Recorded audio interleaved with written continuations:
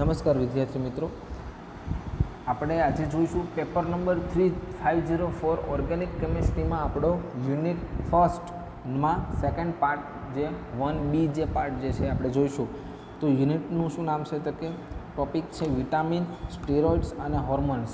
બરાબર, આ ત્રણેય શબ્દોથી તમે વાકેફ છો. બરાબર, ત્રણેય શબ્દો શું છે તમને ખબર છે કે ભાઈ આ ત્રણેય વસ્તુની જરૂરિયાત આપણા શરીર માટે કેટલી છે. બરાબર, સજીવ સૃષ્ટિ માટે કેટલી છે બધાને આપણને ખબર છે. તો આ ચેપ્ટરની અંદર આપણે વિટામિન્સ વિશે આપણે ડીપમાં ભણવાનું છે. વિટામિન્સ શું કહેવાય છે, બરાબર, વિટામિનના બે ઉદાહરણો આપણે જોઈશું, વિટામિન એ અને વિટામિન સી. ઉપરાંત વિટામિન એ અને વિટામિન બીનું બરાબર બંધારણ એક સમાન સરખા જેવું છે. બરાબર, ઘણો ફેરફાર છે એનામાં, પણ એક બંધારણ એકબીજાના સરખા જેવું છે. બરાબર, તો બંને વચ્ચેનો તફાવત શું છે, તફાવત આપણે જોઈશું.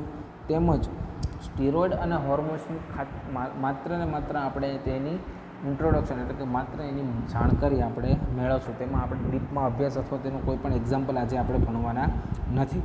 બરાબર, તો સૌથી પહેલાં તો પ્રસ્તાવના કે ભાઈ શું છે, બરાબર, વિટામિન કોને કહેવાય છે, વિટામિન શું છે. તો સજીવ સૃષ્ટિ કે જેની અંદર માનવ, પ્રાણીઓ, બેક્ટેરિયા બધા જ આવી જાય ના શરીરના વિકાસ અને જાળવણી માટે સામાન્ય રીતે પ્રોટીન, કાર્બોહાઈડ્રેટ, ખનિજ ક્ષારો, ચરબી, પાણી વગેરેની જરૂરિયાત ઊભી થાય છે.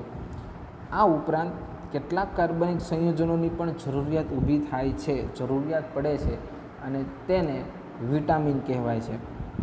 કેટલાક વિટામિનોના નામ પણ આપણને ખબર છે, vitamin A, vitamin D, vitamin C, vitamin B. બરાબર, વિટામિન બીમાં પાછા પેટા પ્રકારો એમ એક્સેટ્રા. આ વિટામિનોમાંથી વિટામિન ડી એક જ એવું માત્ર જે છે કે જે આપણા શરીરમાં આપોઆપ બને છે, એટલે કે આપણા શરીરમાં તેનું સંશ્લેષણ થાય છે. બાકીના એક પણ વિટામિનનું સંશ્લેષણ આપણા શરીરમાં થતું નથી, માટે તેને આપણે બહારથી તેનું સેવન અથવા તેને લેવામાં આવે છે, કારણ કે આપણા શરીરમાં બીજા વિટામિનો બનતા નથી, જેથી તેને આપણે બહારથી લેવા પડે છે. જ્યારે અંતઃસ્ત્રાવો આપણા શરીરની અંદર જ ઉત્પન્ન થાય છે. શરીરમાં અંતઃસ્ત્રાવોના કાર્ય માટે વિટામિન જરૂરી નથી. અંતઃસ્ત્રાવો અને વિટામિન એ શરીરમાં અલ્પ માત્રામાં જરૂરી હોય છે, અને બંનેનું કાર્ય એકબીજાને મળતું આવે છે.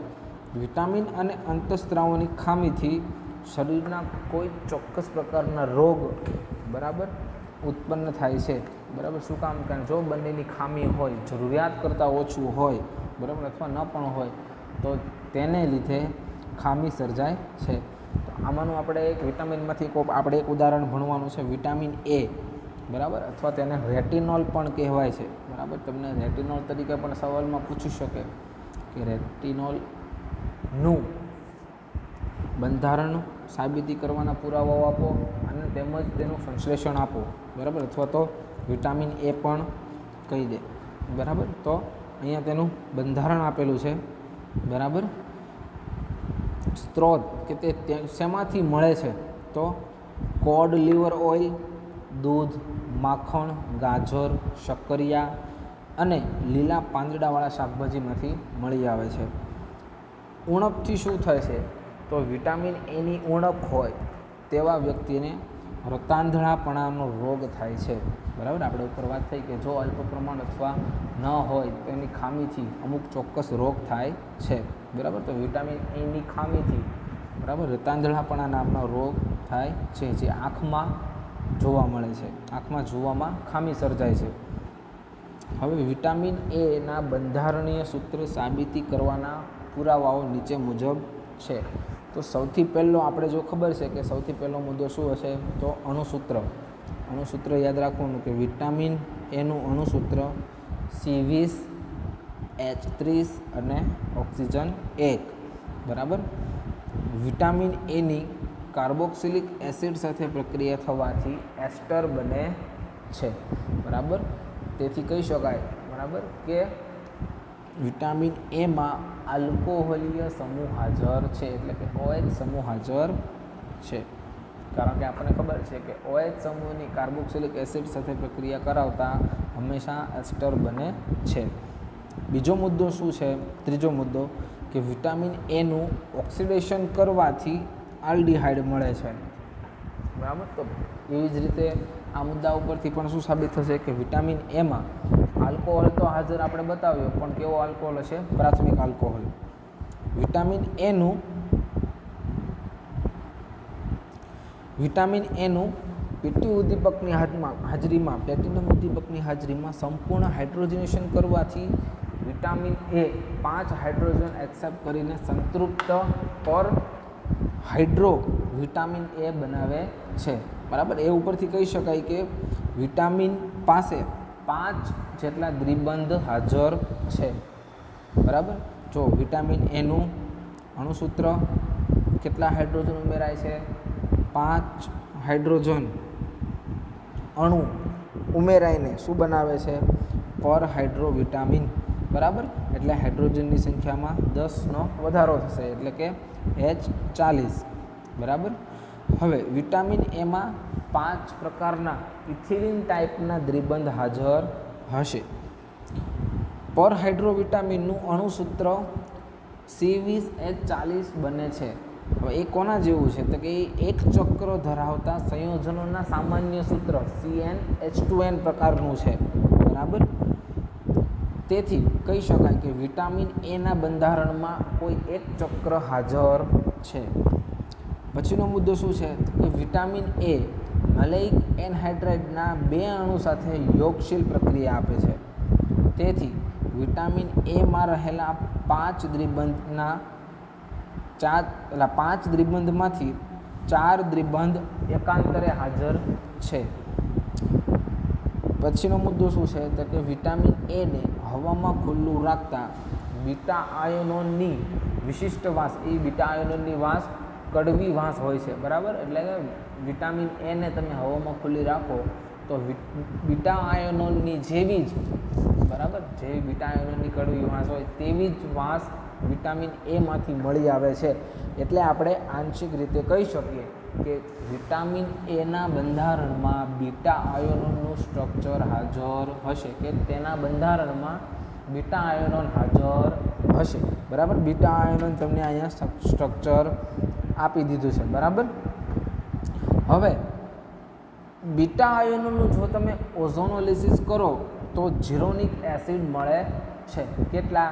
1. બરાબર. કોનું આપણે ઓઝોનોલિસિસ કર્યું? બીટા આયનોનું.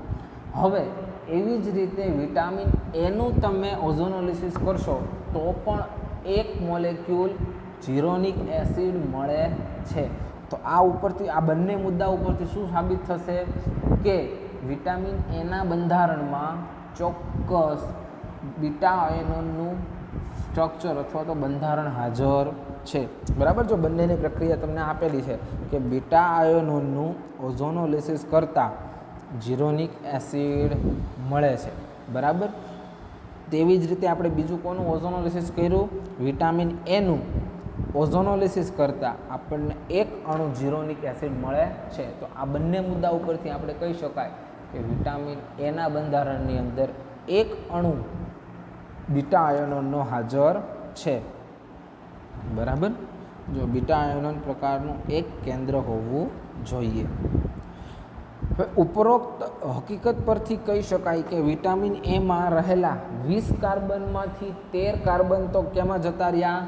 બીટા આયનોનમાં. બરાબર. કે બીટા આયનોનની જેમ તે ગોઠવાયેલા છે. બરાબર.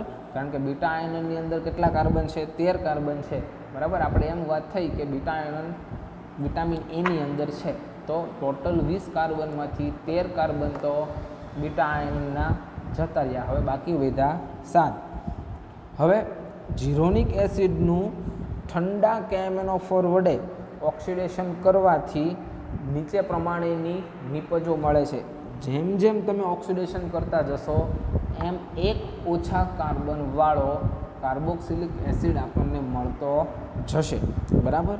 જીરોનિક એસિડનું તમે KMnO4ની હાજરીમાં, ઠંડા KMnO4ની હાજરીમાં ઓઝોનોલિસિસ પ્રક્રિયા કરશો તો સૌથી પહેલાં મળશે આલ્ફા ડાયમિથાઇલ ગ્લુટારિક એસિડ.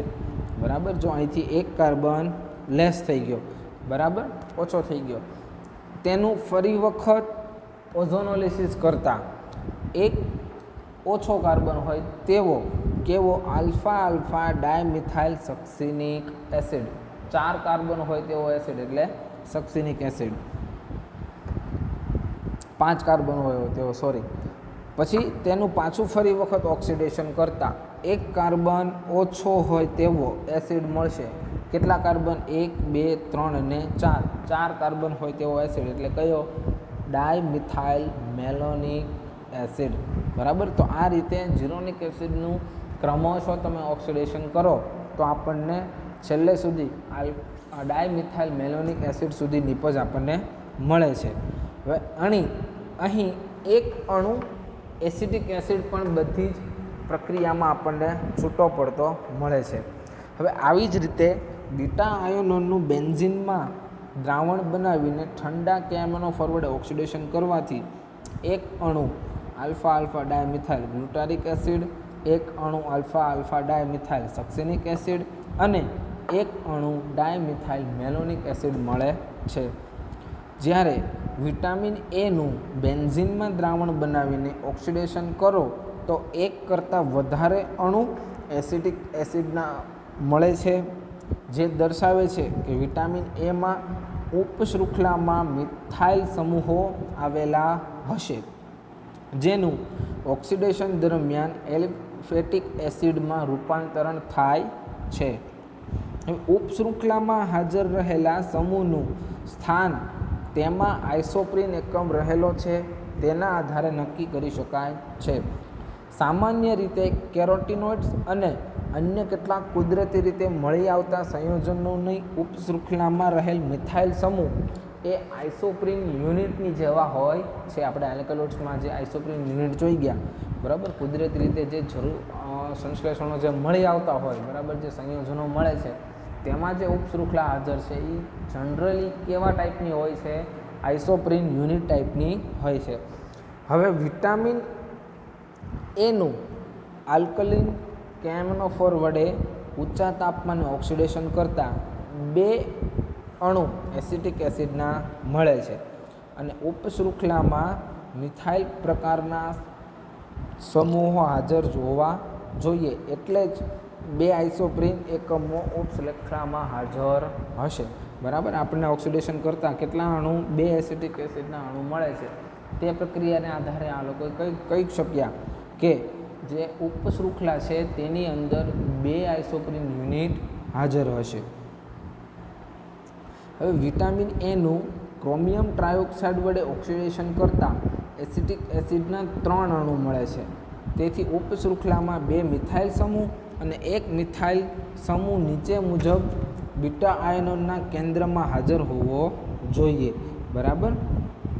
હવે ઉપરોક્ત બધા જ મુદ્દાઓને આધારે વિટામિન એમાં બીટા આયનોન પ્રકારના 2 આઇસોપ્રીન એકમ ઉપશૃંખલાથી શરૂઆતથી જ ગોઠવાયેલા છે, જ્યારે ત્રીજા આઇસોપ્રીન એકમની શરૂઆત બીટા આયનોના કેન્દ્રમાં થઈ ગયેલી હોવી જોઈએ. વિટામિન એ અણુસૂત્ર પ્રમાણે કાર્બનની સંખ્યા 20 છે, જેથી તેમાં 4 આઇસોપ્રીન એકમો હાજર હોવા જોઈએ. જે આઇસોપ્રીન એકમ સામાન્ય રીતે હેડ ટુ ટેલ મુજબ જોડાયેલા છે તે 5 અણુમાં દ્વિબંધ એકાંતરે જોડાયેલા છે તે સાબિતી આપે છે. આમ વિટામિન એનું બંધારણીય સૂત્ર નીચે મુજબ આપી શકાય છે. કેવી રીતે આપ્યું? કે તેના સંશ્લેષણની મદદથી વિટામિન એનું આપણને સ્ટ્રક્ચર આપ્યું છે. બરાબર. આ છે વિટામિન એનું સ્ટ્રક્ચર, કે આ એક થયો બીટા આયનોન, બરાબર. આ બાકીની ઉપશૃંખલા, બરાબર. એક OH સમૂહ અને એકાંતરે દ્વિબંધ હાજર. બરાબર. તો આ બધા જ મુદ્દાઓ આપણે આગળ જોયા હતા. હવે વિટામિન એનું સંશ્લેષણ આપણે જોવાનું છે. તો સૌથી પહેલાં બીટા આયનોન સ્ટાર્ટિંગ પ્રક્રિયક તરીકે અને તેની સાથે ઇથાઇલ ગેમા બ્રોમો ક્રોટોનેટ. બરાબર. કેમ ગ્રેમા? તો અહીંયા આગળ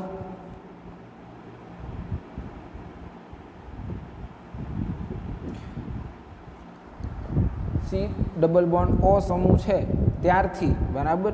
એક આલ્ફા, બીજું એટલે બીટા, ત્રીજું એટલે ગેમા.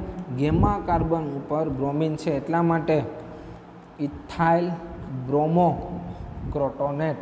બરાબર તેની રિફોર્મેસ્કી પ્રક્રિયા ઝીંકની હાજરીમાં કરતાં શું થશે કે એક હાઇડ્રોજન દૂર થઈ, બરાબર અહીંયા આગળ તમે જોજો કે સી ડબલ બોન્ડ ઓ છે ત્યાં આગળ કીટોવિનોલ ચલરૂપકતાની મદદથી એક OH આવશે, આ કાર્બન ઉપરથી એક હાઇડ્રોજન, બરાબર અહીંયાથી બ્રોમિન એક HBr દૂર થશે અને આ કાર્બન સાથે અહીંયા આગળ જોડાશે, બરાબર. હવે તેની પાછી ઓક્ઝેલિક એસિડની હાજરીમાં જળ વિભાજન કરતા એક C2H5OH અને અહીંયા આગળ બીજો OH જોડાઈને અહીંયા આગળ શું બનાવશે? એસિડ, બરાબર. હવે ત્યારબાદ તેની SOCl2 સાથે પ્રક્રિયા કરતા અને લિથિયમ મિથાઇલ સાથે પ્રક્રિયા કરતા, બરાબર. મિથાઇલ સમૂહ સૌથી પહેલાં SOCl2 સાથે પ્રક્રિયા કરતા OH દૂર થઈને ત્યાં આગળ Cl જોડાશે અને ત્યાંથી, બરાબર, લિથિયમ મિથાઇલ સાથે પ્રક્રિયા કરતા ત્યાં આગળ પાછું CH3 જોડાશે અને લિથિયમ ક્લોરાઇડ છૂટું પડશે, બરાબર. હવે તેની પાછી ફરી વખત ઇથાઇલ ગેમા બ્રોમો ક્રોટોનેટ સાથે પ્રક્રિયા પાછી ફરી વખત કરતા રિફોર્મેસ્કી પ્રક્રિયા કરતા, બરાબર. અહીંયા આગળ કીટોઇનોલ પહેલાં ચલરૂપકતામાં જોડાશે, બરાબર, અને ત્યારબાદ ફરી પાછું અહીંયા આગળ તમે જોઈ શકો છો, બરાબર, આ આખું જોડાશે. ત્યારબાદ તેની ફરી વખત પાછી જળ વિભાજન પ્રક્રિયા કરતાં અહીંયા આગળથી C2H5OH અને અહીંયા આગળ શું બનશે? OH અહીંયા જોડાશે, અહીંયા આગળ હાઇડ્રોજન જોડાશે એટલે C2H5OH અને આ સ્થાન ઉપર કાર્બોક્સિલિક એસિડ બનશે. હવે છેલ્લે તેનું રિડક્શન કરવાનું છે, બરાબર. રિડક્શન લિથિયમ એલ્યુમિનિયમ હાઇડ્રેટની હાજરીમાં રિડક્શન કરતાં કાર્બોક્સિલિક એસિડનું શેમાં રૂપાંતર થશે? પ્રાથમિક આલ્કોહોલમાં તેનું રૂપાંતર થશે, બરાબર. તો આ થઈ વિટામિન એનું આખું સંશ્લેષણ, બરાબર. બધા જ પુરાવાઓને આધારે અને તેના સંશ્લેષણને આધારે આપણે વિટામિન એનું બંધારણ સાબિતી કરી ચૂક્યા, બરાબર. તો આ થયું વિટામિન એના બંધારણ અને સાબિતીના પુરાવાઓ અને તેનું સંશ્લેષણ. હવે બીજો સવાલ છે કે વિટામિન એ અને બીટા કેરોટીન વચ્ચેની સરખામણી, બરાબર. તો બંનેનો તફાવત આપેલો છે. તો વિટામિન એનું અણુસૂત્ર છે C20H30O, આનું અણુસૂત્ર છે C10H56, બરાબર. તેમાં ઓક્સિજન મોલેક્યુલ નથી, બરાબર. બંનેના બંધારણીય સૂત્ર આપેલા છે, બરાબર. બંનેના બંધારણીય સૂત્ર તમારે પાકા કરવાના રહેશે, બરાબર. હવે વિટામિન એમાં શું છે તો કે ઓક્સિજન સાથે ઓક્સિજન આવેલ છે કે જે પ્રાથમિક આલ્કોહોલીય સમૂહ છે. હવે વિટામિન બીમાં ઓક્સિજન છે નહીં, બરાબર. હવે આમાં આપણે જોઈ ગયા કે કેટલા 5 દ્વિબંધ છે અને કેવા ટાઈપના છે? ઇથિલિનિક ટાઈપના 5 દ્વિબંધ છે અને એ પણ એકાત્રે. અને જ્યારે વિટામિન બીમાં તમે જોઈ શકો છો 1, 2,